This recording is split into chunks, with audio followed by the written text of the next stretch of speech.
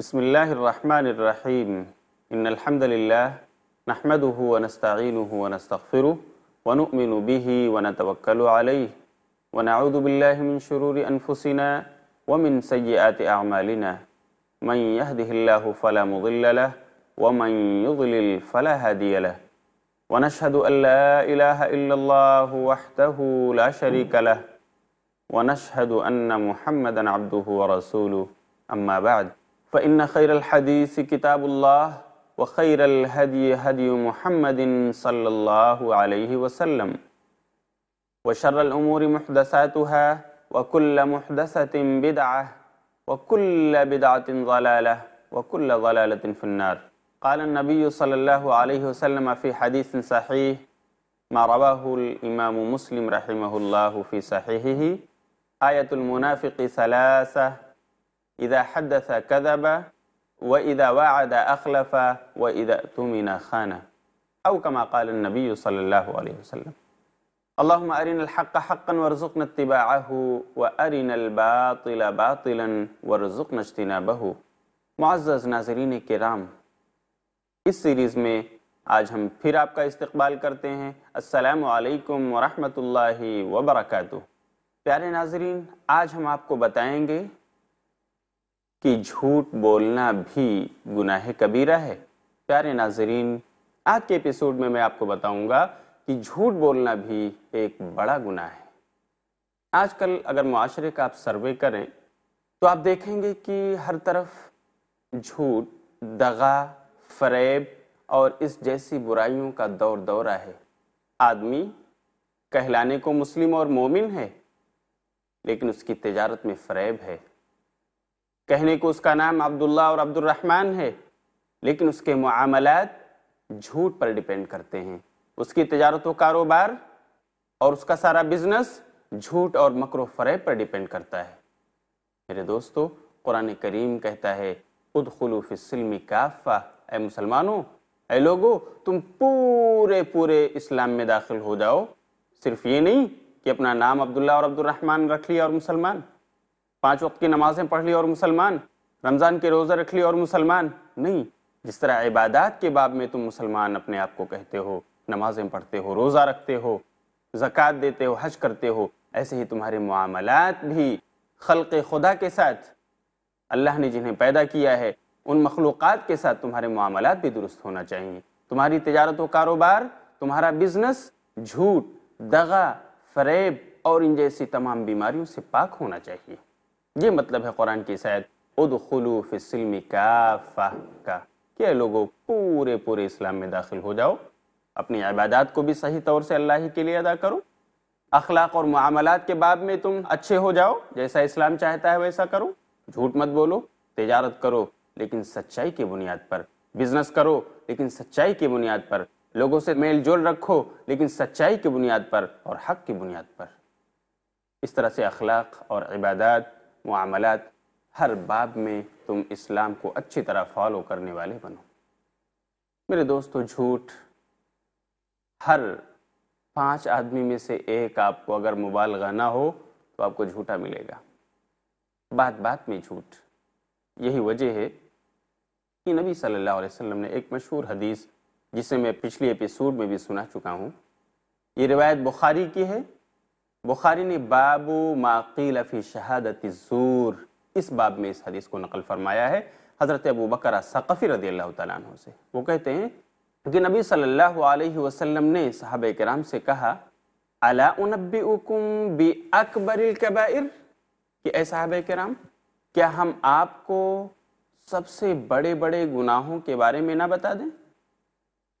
اللہ کے رسول نے یہ جملہ 3 بار دہرایا اور کہا الا انبئکم باکبر الکبائر، اے صحابہ کرام، کیا میں بڑے گناہوں کی بابت آپ کو نہ بتا دوں؟ کیا میں بڑے گناہوں کے بارے میں آپ کو نہ بتا دوں؟ صحابہ کرام نے کہا کیوں نہیں اللہ کے رسول؟ تو آپ نے فرمایا الاشراک باللہ، اللہ کے ساتھ شرک کرنا، وعقوق الوالدین، اور ماں باپ کی نافرمانی کرنا، یہ بڑے گناہ ہیں. اسی حدیث میں ہے کہ آگے اللہ کے رسول صلی اللہ علیہ وسلم نے فرمایا، اور باتوں کا تذکرہ کرتے ہوئے اسی حدیث میں ہے کہ نبی صلی اللہ علیہ وسلم ٹیک لگا کر بیٹھے ہوئے تھے اور آپ चौकन्ने होकर के बैठ गए।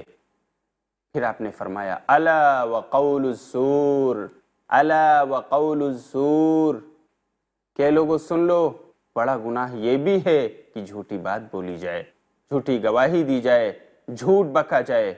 अला व क़ौलुस्सूर, झूठ बोलना भी बड़ा गुनाह है। तो मेरे दोस्तों, आप अंदाज़ा कीजिए कि अल्लाह के रसूल सल्लल्लाहु अलैहि वसल्लम शिर्क, माँ बाप की नाफरमानी और इसी ज़िम्न में आप झूठी बात का तज़किरा फरमाते हैं कि वो भी एक बड़ा अजीम जुर्म है, बड़ा गुनाह है, उससे बचना चाहिए। मुस्लिम की रवायत में नबी सल्लल्लाहु अलैहि वसल्लम ने झूठ को मुनाफिक की पहचान कहा। हज़रत अबू हुरैरा से मरवी है, अल्लाह के रसूल ने फरमाया आयतुल मुनाफिक़ी सलास, मुनाफिक की पहचान 3 है। नंबर 1, इज़ा हद्दसा कज़बा, जब वो बात कर रहा हो तो झूठ बोले। नंबर 1, झूठ बोलना मुनाफिक की पहचान। नंबर 2, व इज़ा वअदा अख़लफ़ा, जब वो वादा करे तो वादा खिलाफी की नीयत हो। व इज़ा तुमिना खाना, और जब उसके पास अमानत रखी जाए तो उसमें खयानत करे। इसी माने की एक हदीस जिसको बुखारी और मुस्लिम दोनों ने जिक्र किया है, बुखारी मुस्लिम दोनों में मरवी है, यानी मुत्तफ़क़ अलैह रिवायत है। नबी सल्लल्लाहु अलैहि वसल्लम उसमें फरमाते हैं मुनाफिकों ही के तस्करे में कि 4 चीज़ें जिनमें होंगी वो खालिस मुनाफिक होगा। उनमें से एक चीज़ झूठ बोलना भी। सुनाचे आपने फरमाया अर्बअुम मन कुन्न फीही काना मुनाफिकन खालिसा, वो आदमी जिसमें 4 खसलतें पाई जाएं उसको निरा मुनाफिक समझा जाना चाहिए। खालिस मुनाफिक, मुनाफिक होने में कोई शक व शुबा नहीं। वमन कानत फीही खसलतुम मिनहुन्ना कानत फीही खसलतुम मिनन नफाक हत्ता यदअहा, और वो जिसमें इन 4 में से कोई एक भी आदत पाई जाए, कोई एक भी खसलत पाई जाए तो वो भी मुनाफिक है, यहाँ तक कि वो उससे भी तौबा कर ले और उसको भी छोड़ दे। फिर आपने फरमाया वो 4 खसलतें ये हैं। नंबर 1, इज़ा हद्दसा कज़बा, कि जब वो बात करे तो झूठ बोले। व इज़ा आहदा गदरा, नंबर 2, जब वो अहद व मुआहदा करे तो बेवफाई कर जाए। नंबर 3, व इज़ा तुमिना खाना, जब उसके पास अमानत रखी जाए तो उसमें खयानत कर डाले, खुर्द बुर्द कर डाले। नंबर 4, व इज़ा खासमा फजरा, और जब कभी वो किसी से तू मैं पर आ जाए, जब कभी वो किसी से झगड़ा करने लगे तो फिस्क व फजूर बके, गाली गलूज देने लगे। ये मुनाफिक की पहचान है। मेरे दोस्तों, आपने समाअत किया कि मुनाफिक की 4 खसलतें हैं, और जिसमें भी ये 4 खसलतें पाई जाएं वो निरा मुनाफिक हो जाता है। जिसमें सबसे पहली चीज़ है झूठ बोलना। बात करो और झूठ बोलो, मुनाफिक की पहचान। और मुनाफिक, उनकी जज़ा और सज़ा क्या है? क़यामत के दिन जहन्नम का सबसे निचला तबका। कुरान करीम ने कहा इन्नल मुनाफिकीन फ़िद्दर्किल अस्फली मिनन नार, कि मुनाफिकीन जहन्नम के अस्फल तबके, अस्फल यानी सबसे निचला तबका जो होगा उसमें डाले जाएंगे। ये उनकी सज़ा और ये उनके लिए वाईद है। इसलिए हमें, अगर हमारी कारोबार, हमारी तिजारत, हमारे बिजनेस में झूठ है, फरेब है, दगा है, तो हमें अपने आप को पाक करना होगा। हमारी ज़िंदगी में अगर झूठ आ गया है तो हमें उससे भी अपने आप को पाक करना होगा। आइए मैं एक और हदीस आपको सुनाता हूँ जो मुअत्ता इमाम मालिक ने रवायत किया है, बाबु मा जाआ फिस्सिद्क़ि वल किज़्ब के अंदर। सही सनद के साथ ये रवायत मरवी है और बहुत ही मशहूर रवायत है। नबी सल्लल्लाहु अलैहि वसल्लम साहबे किराम के झुरमुट में हैं।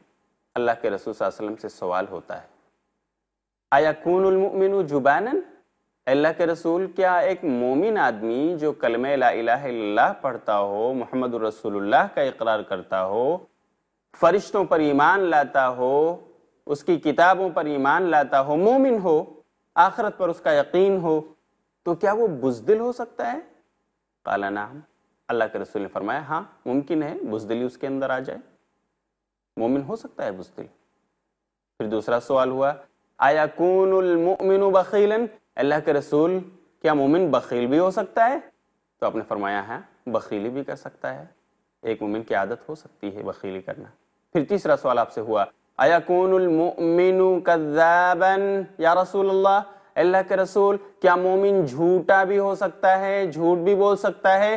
तो अल्लाह के रसूल ने कहा ला, قال لا، نہیں، ہرگز نہیں، مومن کی عادت جھوٹ بولنا نہیں ہو سکتی، وہ جھوٹا نہیں ہو سکتا ہے، یہ تو منافقوں کی پہچان ہے۔ آپ اندازہ کریں کہ مومن بخیل ہو سکتا ہے، مومن بزدل ہو سکتا ہے، لیکن اللہ کے رسول نے کہا مومن جھوٹا نہیں ہو سکتا۔ ہمیں اپنی زندگی کا جائزہ لینا ہوگا، اپنے شب و روز کو پرکھنا ہوگا، محاسبہ کرنا ہوگا، ہماری زندگی کیسے گزر رہی ہے، جھوٹ میں یا سچ میں۔ آئیے میں ایک حدیث رسول آپ کو سناتا ہوں جو صحیح بخاری میں مروی ہے۔ ایک لمبا خواب ہے، نبی صلی اللہ علیہ وسلم کا ایک لمبا خواب ہے جو امام بخاری نے اپنی صحیح بخاری کے اندر ذکر فرمایا ہے کہ نبی صلی اللہ علیہ وسلم نے ایک بار فرمایا، میں خواب میں کیا دیکھتا ہوں کہ دو آدمی میرے پاس آتے ہیں، میں خواب میں کیا دیکھتا ہوں کہ دو آدمی میرے پاس آتے ہیں اور مجھے اٹھا کر ایک مقدس سرزمین میں لے جاتے ہیں جہاں ایک آدمی بیٹھا ہوا ہے اور دوسرا اس کے سامنے کھڑا ہے۔ میں دیکھتا ہوں کہ جو آدمی کھڑا ہوا ہے اس کے ہاتھ میں لوہے کا آنکس ہے، لوہے کا ہتھیار ہے، اور وہ اس ہتھیار کو لے کر بیٹھے ہوئے آدمی کے جبڑے میں ڈالتا اور اسے چیرتا ہوا چلا جاتا ہے گدی تک۔ اسی طرح پھر دوسرے جبڑے میں اس کو ڈالتا ہے اور اسے بھی چیرتا ہوا لے جاتا ہے گدی تک، جب تک یہ دوسرا جبڑا ٹھیک ہو جاتا ہے۔ چنانچہ وہ آدمی اس کے ساتھ برابر یہی معاملہ کرتا رہتا ہے، ایک کو چیرتا ہے دوسرا صحیح ہوتا ہے، دوسرے کو چیرتا ہے پہلا صحیح ہوتا ہے، اس کے جبڑے کو چیر رہا ہے، گدی تک لے جاتا ہے۔ رسول صلی اللہ علیہ وسلم نے ان دونوں آدمیوں سے دریافت کیا جو لے کر گئے تھے ان کو کہ یہ کون لوگ ہیں؟ تو آپ نے فرمایا کہ یہ وہ لوگ ہیں جو جھوٹ بولتے تھے اور ان کے جھوٹ کا خوب چرچا ہوتا تھا، خوب شہرت پاتے تھے یہ لوگ اپنے جھوٹ کی بنا پر، چنانچہ ان کی یہی سزا ہے جو برابر ان کو ملتی رہے گی۔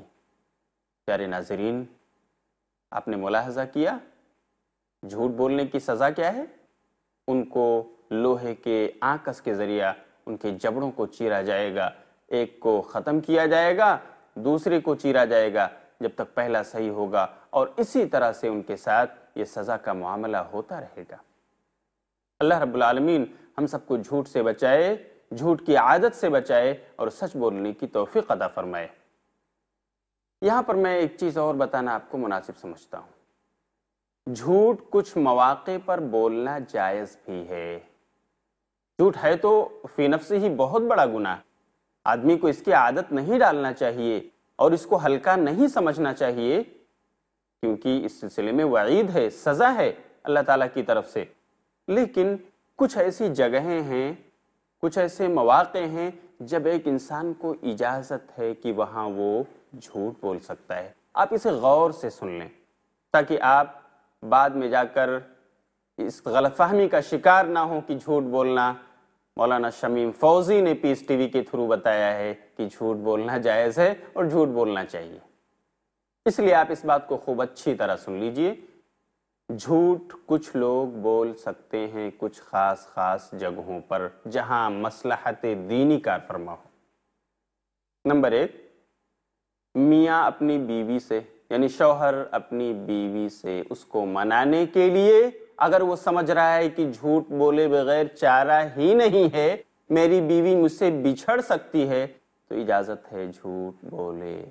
اسی طرح بیوی اپنے شوہر سے اس کو کسی وقت منانے کے لیے، جب اس کا موڈ کچھ ایسا بن چکا ہو کہ وہ اس بیوی کو طلاق دینے پر آ رہا ہو، تو اس بیوی کے لیے جائز ہے کہ اپنے سرتاج، اپنے شوہر کو منانے کے لیے وہ جھوٹ بولے، لیکن اس کو عادت نہ بنائے، ہر موقع پر جھوٹ بولتے رہے، ایسا نہیں، جب ایسے حالات آ جائیں کہ بچھڑنے کی باری آ رہی ہو۔ اسی طرح ایک وہ انسان جو دیکھ رہا ہے کہ دو آپسی مسلمانوں میں جھگڑے ہو گئے، دو مسلمانوں میں جھگڑے ہوئے اور اس کی وجہ سے ایک دوسرے سے وہ بچھڑ گئے، دشمن ہو گئے کٹر، حالانکہ پڑوسی تھے، حالانکہ پارٹنر تھے، بزنس پارٹنر، حالانکہ وہ ایک ہی مسجد میں نماز پڑھتے تھے، حالانکہ وہ ایک ہی محلے میں رہتے تھے، دشمن ہو گئے ایک دوسرے سے۔ کیوں؟ کسی نے غیبت کی، چغلی لگائی اور اس طرح سے ان دونوں میں تو میں ہوئی اور وہ بچھڑ گئے، تھے جگری دوست۔ تو ایسے دو آدمیوں کو ملانے کے لیے شریعت نے اجازت دی ہے کہ کوئی تیسرا آدمی رول پلے کرے، تو اس کے لیے جائز ہے کہ وہ ایک کے پاس جائے تو کہہ سکتا ہے کہ میاں آپ کا پڑوسی تو آپ کی بہت ہی تعریف کر رہا تھا، کل میں اس سے ملا، کیا وہ بول رہا تھا آپ کے بارے میں؟ وہ آپ کے بارے میں حسن ظن رکھتا ہے، اچھا گمان رکھتا ہے، آپ آخر کیوں اس سے بچھڑ رہے ہو؟ کیوں ناراض ہو؟ اس کے پارٹنرشپ سے کیوں آپ دور بھاگ رہے ہو؟ اچھا آدمی ہے، وہ تو آپ کی تعریف کر رہا تھا، حالانکہ اس آدمی نے تعریف نہیں کیا تھا۔ اسی طرح اس آدمی کے لیے جو صلح کرانے کی کوشش کر رہا ہے ان دونوں بچھڑے ہوئے دوستوں کے درمیان، اس کے لیے جائز ہے کہ وہ دوسرے کے پاس بھی جائے اور اس سے کہے کہ میاں تمہارا پارٹنر ٹھیک ہے، اس سے 2 روز پہلے تم نے اپنے آپ کو دور کر لیا، جھگڑے ہو گئے، پارٹنرشپ سے تم نے اپنے آپ کو علیحدہ کر لیا، الگ کر لیا، لیکن اب بھی وہ تمہارا چاہنے والا ہے، اس کی باتوں سے ایسا لگتا ہے کہ وہ اب بھی تم کو اپنے قریب رکھنا چاہتا ہے، اپنے بزنس میں تم کو شریک دیکھنا چاہتا ہے، کیوں آخر بچھڑ رہے ہو؟ بات ہو سکتی ہے، چلو ملتے ہیں، بیٹھتے ہیں۔ تو اس طرح سے 2 آدمیوں میں صلح کرانے کے لیے، مصالحت کرانے کے لیے، ان کے دلوں کو آپس میں ملانے کے لیے شریعت نے اجازت دی ہے کہ ٹھیک ہے اس طرح کا جھوٹ آپ یوز کر سکتے ہو، لیکن اس کو عادت نہ بناؤ۔ کس کے لیے جائز ہے؟ جو صلح و مصالحت کرانا چاہتا ہے، 2 بچھڑے ہوئے دوستوں کو ملانا چاہتا ہے۔ اسی طرح میاں اور بیوی کے درمیان ایک وقت وہ بھی ہے جب انسان کے لیے جھوٹ بولنا جائز ہو جاتا ہے کہ انسان کسی ایسے موڑ پر پہنچ چکا جہاں اس کی جان کا خطرہ ہے، لوگ پل پڑے اور بس مار دیں گے، اس کی جان جانے والی ہے، لیکن اس نے دیکھا کہ کوئی اس موقع پر جھوٹ میں یوز کروں، کوئی جھوٹی بات میں ہیلے کے طور پر بولوں تو شاید میری جان بچ جائے۔ تو اگر اسے یقین ہو کہ اس جھوٹ سے میری جان انشاءاللہ بچ جائے گی اور بعد میں توبہ کر سکتا ہوں میری جان بچ جانے کے بعد اللہ سے، تو ایسے موقع پر یعنی جب اسے مجبور کیا جائے اور اس کی حق پرستی کی وجہ سے اسے مار دینے کی دھمکی دی جائے، تو کہا جاتا ہے الضرورۃ تبیح المحظورہ، کہ ایسی ضرورت جو اضطراری کیفیت ہو جاتی ہے وہاں پر ایک ممنوع چیز جائز ہو جاتی ہے۔ تو اس قاعدے کے پیش نظر یہ جو فقہی قاعدہ میں نے آپ کو بتایا الضرورات تبیح المحظورات، وہ آدمی اس موقع پر اپنی جان بچانے کے لیے جھوٹ بول سکتا ہے، لیکن عام زندگی میں انسان کو بچنا چاہیے جھوٹ بولنے سے اور اپنی عادت سچ بولنے کی ڈالنی چاہیے، کیونکہ جھوٹ گناہ کبیرہ میں سے ہے۔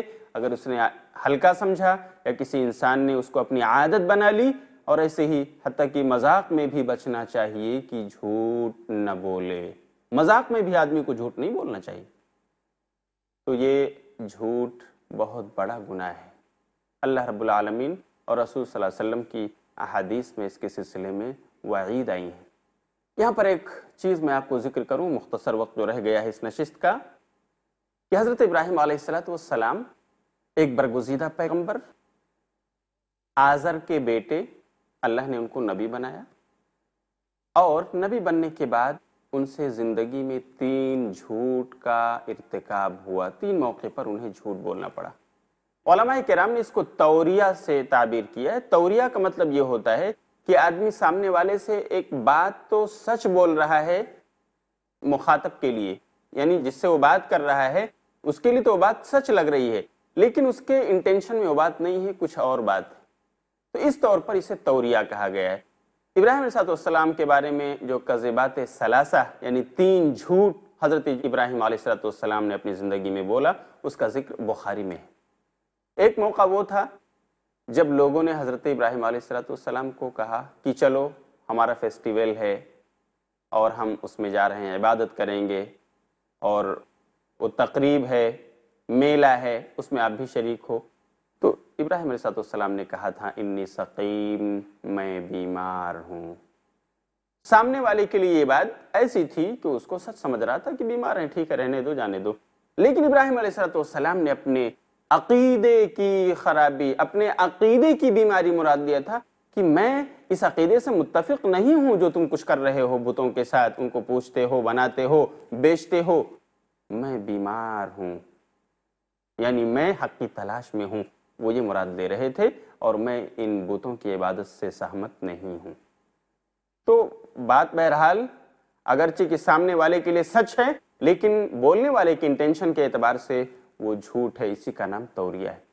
ایک دوسرا موقع وہ ہے جب ابراہیم علیہ السلام نے بتوں کو توڑ دیا، اور توڑنے کے بعد جب لوگ پوچھنے لگے کس نے توڑا کس نے توڑا، تو ابراہیم علیہ السلام نے کہا بڑے سے پوچھو، وہ تم کو جواب دے گا، اگر وہ بولتا ہے، اگر وہ کھاتا ہے، اگر وہ پیتا ہے، جاؤ اس سے پوچھ لو، وہ بتائے گا تم کو، اس کے بڑے نے کیا ہوگا۔ اور تیسرا موقع وہ ہے جب آپ سفر کر کے اپنی بیوی سارہ کے ساتھ مصر جاتے ہیں، اور مصر کا جو بادشاہ تھا وہ ذرا عیاش قسم کا تھا، جب بھی کسی خوبصورت دوشیزہ کو دیکھتا تو وہ اس سے زنا بالجبر کا ارادہ رکھتا تھا۔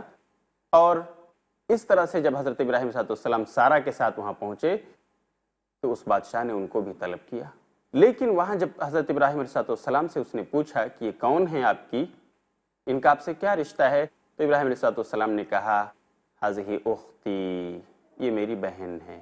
بادشاہ نے سنا بہن، تو اس کی وجہ سے اس کا دل کچھ نرم ہوا۔ بعض روایات میں ہے کہ سارہ کے ساتھ بھی اس نے اپنا منہ کالا کرنا چاہا، لیکن جبریل علیہ السلام حائل ہو گئے اور وہ نہیں کر سکا۔ چنانچہ بعد میں اس نے حضرت ابراہیم علیہ السلام کو ہاجر ایک لونڈی انعام میں دی، اور بعد میں یہ بھی آپ کی بیوی بن گئی اور آپ کے ساتھ رہیں، اور انہیں سے حضرت اسماعیل علیہ السلام پیدا ہوئے، جنہیں ہم ہاجرہ علیہ السلام کہتے ہیں۔ یہ تحفے میں ملی تھیں آپ کو بادشاہ مصر کی طرف سے۔ تو آپ نے وہاں کہا ہذہ اختی، میری بہن ہے یہ سارہ، حالانکہ وہ بیوی تھیں، اور وہ مراد لے رہے تھے کہ یہ میری اسلامی بہن ہے، دینی بہن ہے۔ چنانچہ آج کل ہر بیوی اپنے مسلمان شوہر کی دینی بہن ہوتی ہے، اسلامی بہن ہوتی ہے۔ تو سامنے والے کے لیے تو یہ بات سچ تھی، لیکن بولنے والے کے اعتبار سے یہ بات جھوٹ تھی، کیونکہ وہ ان کا رشتہ حضرت سارہ سے بیوی کا تھا۔ یہ توریہ ہے۔ تو اس قسم کی روایت بخاری میں ہے جو حضرت ابراہیم علیہ السلام کے بارے میں ذکر کی جاتی ہے۔ انہی باتوں پر میں اکتفا کرتا ہوں اور میں آپ سے اجازت چاہتا ہوں۔ انشاءاللہ ملیں گے پھر اگلی نشست میں، تب تک کے لیے اجازت۔ السلام علیکم ورحمۃ اللہ وبرکاتہ۔